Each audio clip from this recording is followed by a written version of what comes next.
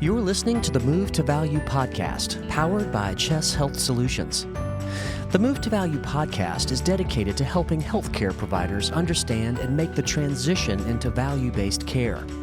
We do this through conversations and the sharing of innovative ideas with practitioners, experts, and leaders throughout the healthcare industry. Our mission is to sustainably transform the healthcare experience for the patient, provider, and care team by cultivating a value-oriented, compassionate, and health-aligned community. In today's episode, we visit with Josh Vire, Vice President of Value-Based Operations at Chess Health Solutions, who shares his insights on managed Medicaid and how Chess leveraged years of experience to enter into Medicaid to create an all-patient solution. Josh Vire, welcome to the Move to Value podcast. Thank you, Thomas. Thanks for having me. Pleasure to be here. So, Josh, let's talk about managed Medicaid. First, can you tell me what is managed Medicaid? Sure. It may be easiest to start by sort of describing how traditional Medicaid works. In traditional Medicaid, typically this operates under what's called a fee-for-service payment model. This model is going to reimburse providers directly for every service that they provide to Medicaid beneficiaries. And generally, the upside to this model is that it's going to allow for the flexibility and provider choice for the beneficiaries. But what we often see is that this leads to fragmented care. And ultimately, the incentives in this fee-for-service type model really incentivizes the volume of services over outcomes. So in contrast to that, managed Medicaid utilizes alternative payment models, including capitation and what are called value-based payments. And the way that the capitation works is that a managed care organization or a MCO, as they're referred to, will receive a fixed monthly payment per Medicare beneficiary that's going to cover all their healthcare needs. And then that fixed payments are paid regardless of the amount of services that are provided. And then those MCOs are going to use those funds to incentivize providers to be more cost effective in their care, as well as incentivize sort of tighter coordination of the care.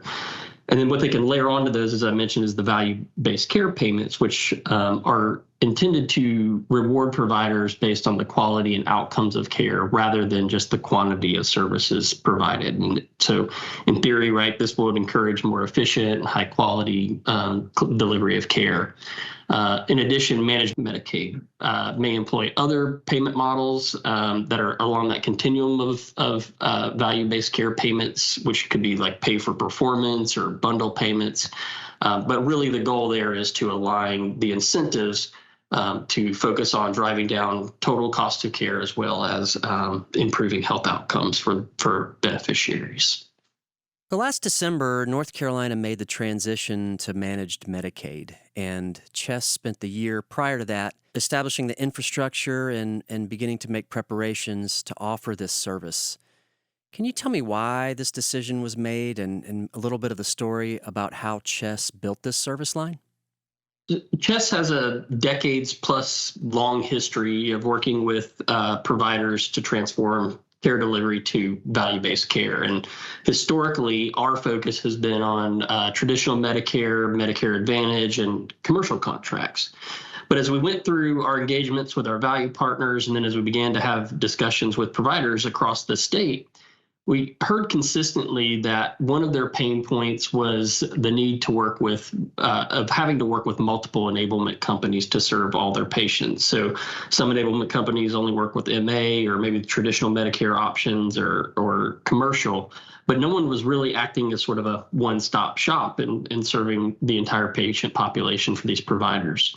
So our decision to expand our services to include Medicaid was really driven by our desire to be what we call an all-patient solution, which essentially just means we want to be able to align incentives across the provider's entire patient population.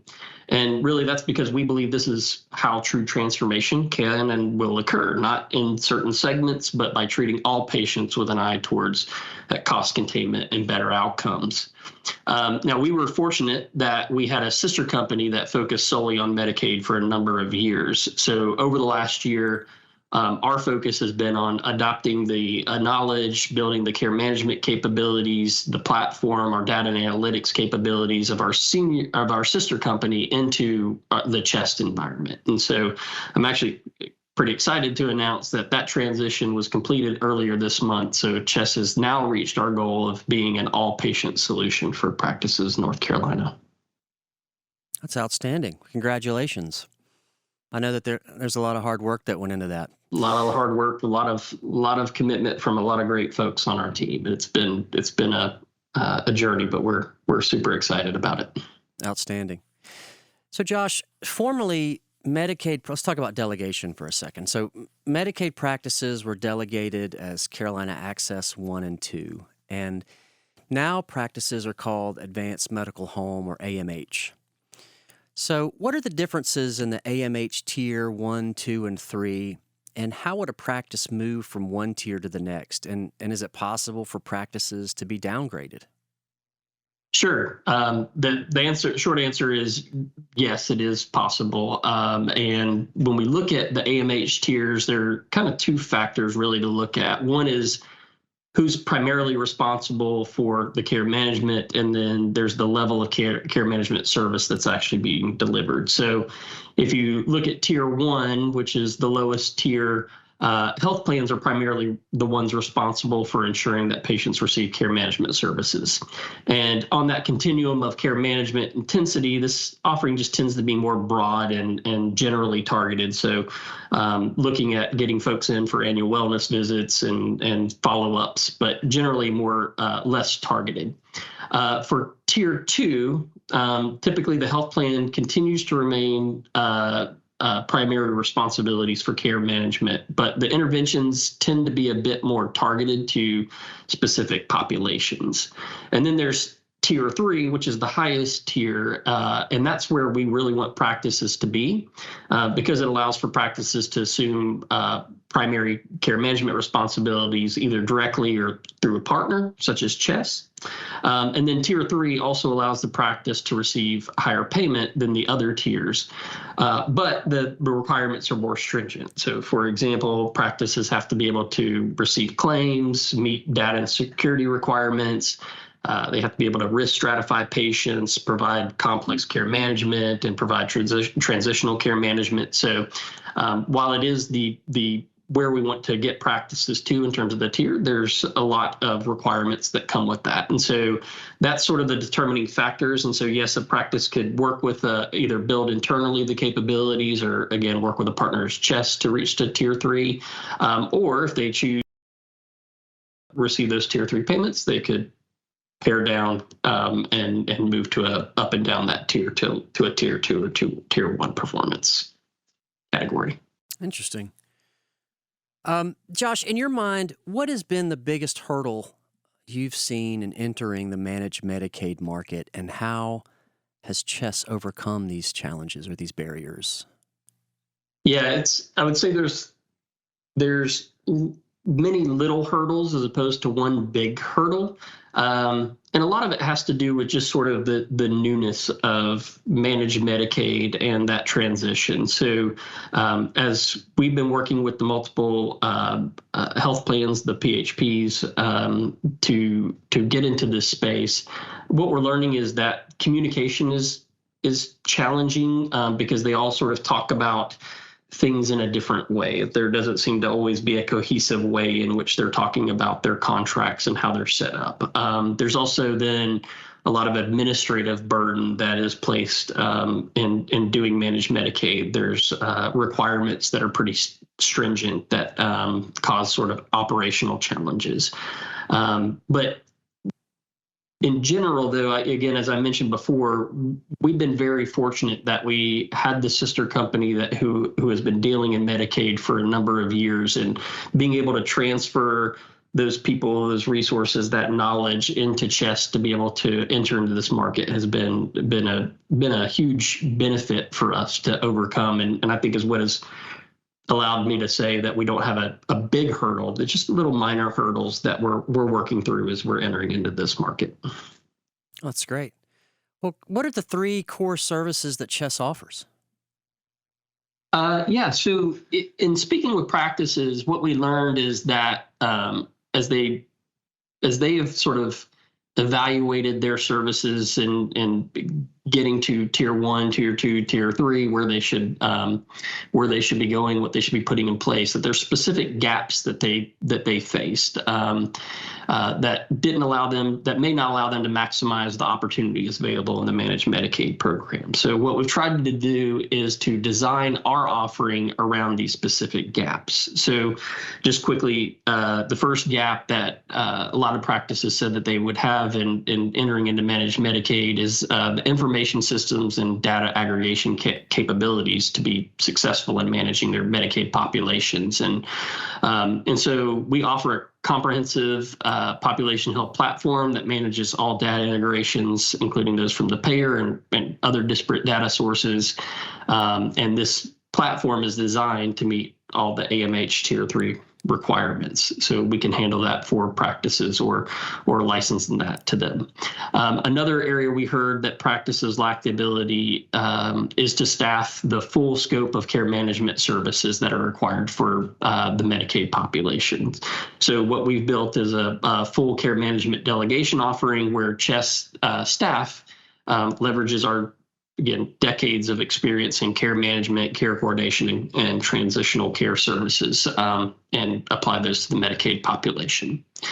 And then finally, we heard that the administrative burden on practices, from the contracting, the payer relationships, the routine auditing, is a gap that practices have. So our offering is to help to support practices through our CHESS Medicaid CIN, where in this offering, CHESS not only does the negotiation and holds the contracts with the payers, but we're also then on behalf of those practices can meet with the payers and joint operating committees and act as the liaison to solve any of the hiccups or issues that may arise between the providers and health plans. So I think those are really the three core services that we offer in Medicaid that we feel will really fill those gaps for practices that are engaging in managed Medicaid. That's great. I know that CHESS has been an innovator and a leader for many years in a lot of the components of population health. So I'm curious as how CHESS is supporting those big three components of population health for Medicaid. And of course, this includes reporting, data, and care management. I know you just spoke to that a little bit, but I'd like to hear more about the support that's provided. Yeah, absolutely. So again, this gets a little bit more into our comprehensive population health platform that I referenced a minute ago. And so if we start with data, our data activation platform leverages a myriad of data sources. If I'm recalling correctly, I believe it's somewhere around 200 pre-built connections to IT vendors that we have that we can integrate together and while providing the highest level of data and security per HIPAA and the state regulations. So we can offer that and then offer advanced analytics that can drive insights that can improve health outcomes and reduce that total cost of care. And a little bit deeper then in the reporting is when we offer an analytics tool that allows for data visualization, risk stratification of the population, also allows for any SQL data and retrieval and manipulation if so needed. And our platform allows practices to drill down then at the practice, physician, and patient level. And there's several built-in dashboards that we can report out on, performance from the providers, total cost of care drivers, network leakage, contract performance, and medication management, just to name a few. So very robust reporting suite and offering that we have in our platform. And then, of course, our platform supports the documentation and delivery of the important care management information, including assessments and care plans. And we have over 20 plus assessments that assess physical, behavioral, social determinants needs. We can also identify care gaps and can help coordinate the proactive interventions by utilizing a pre-existing library of customizable assessments and care programs. So this comprehensive platform really kind of is intended to focus on those big areas of data reporting and care management, because we know those are what's really important to drive improvement in the health of those Medicaid population for those providers. I know that's really helpful on the provider level, navigating some of those really big hurdles and overwhelming things that folks are having to go through with Medicaid. So if a provider group is interested in getting support with Medicaid, what are the engagement opportunities?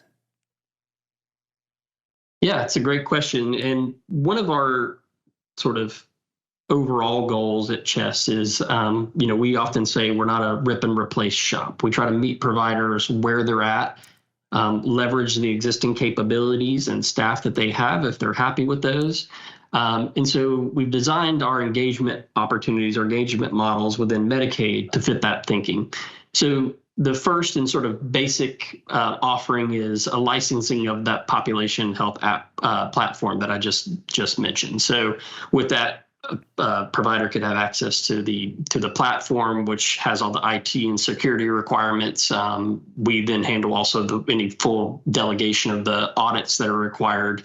And so that's really beneficial for those who have built the care management capabilities, but to get to those level or that tier 3 payment requirements really need a robust platform that meets all of the requirements that are required by the state Medicaid program.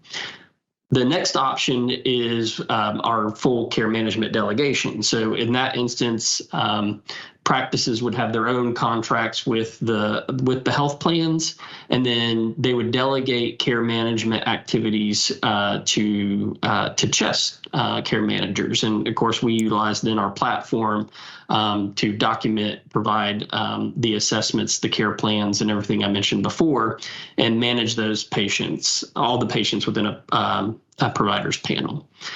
And then we have what we also call our CIN model, which is essentially very similar to the care management delegation engagement model I just mentioned, with the primary difference being that in this model, Chess would negotiate and hold the contracts on behalf of the practice with the PHPs.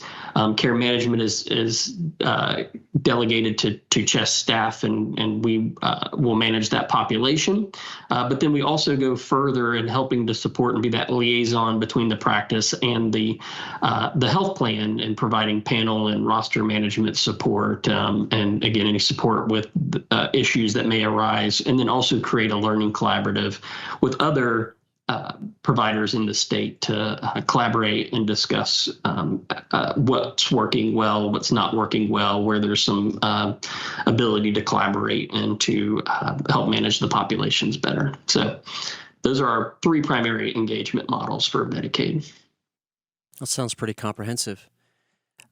Josh, you've been doing this a long time, and you're well known throughout our industry as being an expert. So I would like to get some free advice from you for myself and any of those who would be listening. And as your deep immersion over the last few years into the Medicaid space here in North Carolina, what advice do you have for practices who are looking to get into the managed Medicaid space, or for that matter, value-based care in general?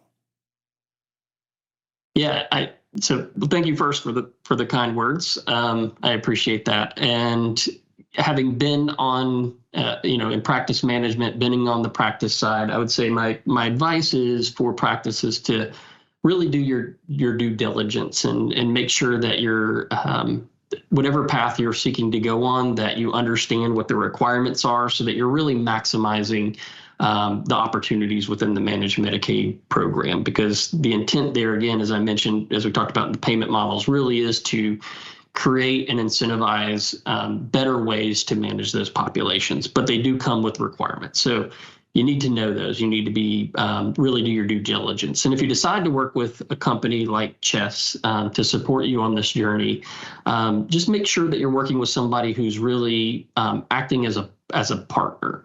So make sure that they're providing you with regular touch points and discussing the patients. What are they doing with them? What are they seeing? What are they in need of? And sharing that back with your physicians and your providers. That they're providing regular reporting to address those social determinants and those needs of the patients, and that they're supporting you in managing those relationships with the health plan. There's again, one of the hurdles that we have found, as I mentioned, is really that communication and understanding how one health plan is talking about something and what their goals are versus another health plan. And you really need, it can be a daunting task to really have to manage that on your own. And so I'd say, while it can be daunting, you don't have to go it alone or settle for a less than optimal support. There's options out there. Obviously, being Chess, I think we do it as well, if not better, than anyone else out there. And happy to help and support and provide that advice to practices, whether they end up going with us or not. We want to be there and be a support for the practices in North Carolina. Outstanding. Josh Vire, thank you for joining us today on the Move to Value podcast. Thank you, Thomas. This is the Move to Value podcast, powered by Chess Health Solutions. We hope you have enjoyed this episode. If you would like more information about this and other episodes, you can head over to movetovaluepodcast.com to check out all of the available resources. If you're interested in continuing to hear about value-based care and how it impacts you, you can sign up for our email notifications or subscribe to this podcast on your favorite podcasting platform. Also, we would love it if you would share the Move to Value podcast across your networks and leave a rating or review. Thanks for listening.